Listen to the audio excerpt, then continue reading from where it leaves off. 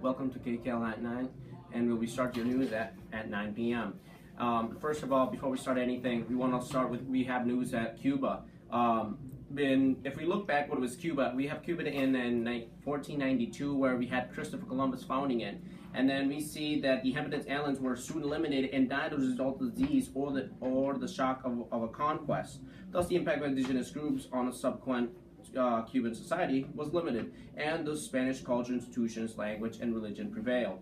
Colony society developed slowly after Spain colonized the island in the 16th and 17th centuries. Pastoral pursuits and the culture served as the basis of the economy.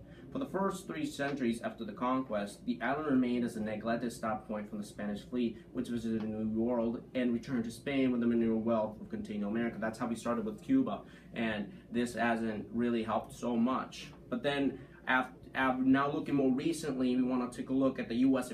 occupation. What is now most recently is the Platt Amendment. The amendment to the U.S. Army Proportion Bills established the terms under which the United States would end its military occupation of Cuba, and which is begun in the 1998 and during the Spanish-American War, and leaving the government and control the island in Cuba to its people. While the amendment was named after Senator Orville Platt of Connecticut, it was drafted largely by Secretary of War E. Root.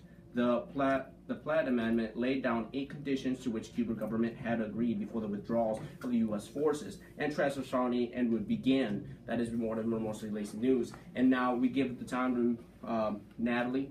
What is the connection to imperialism? Like, why did the U.S. want this territory? The United States had a strong relationship with Cuba.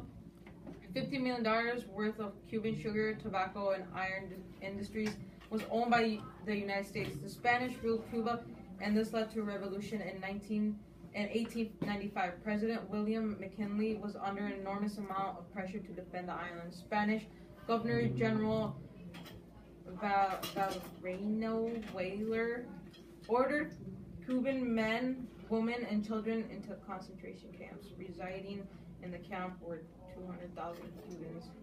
1/8 of the population died from starvation.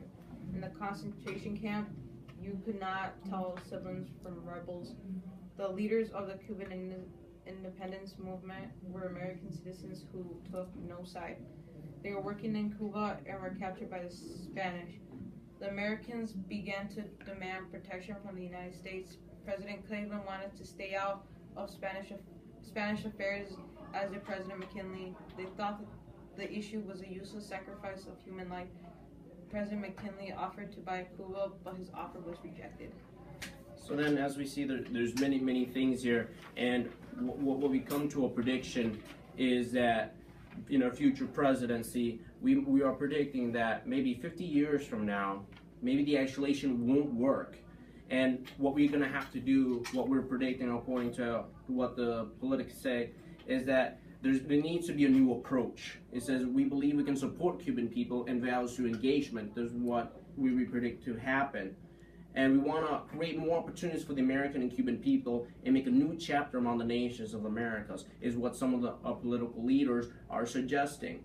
And really, we're all American. That's what some of them say. What is it true to be American? Today, Americans choose to cut loose on shackles of the past, but it's to reach a better future for the Cuban people and American people, for our entire hemisphere and for the world. Well, that is all that we have for you for today, and have a good night. We'll see you next time tomorrow at 9.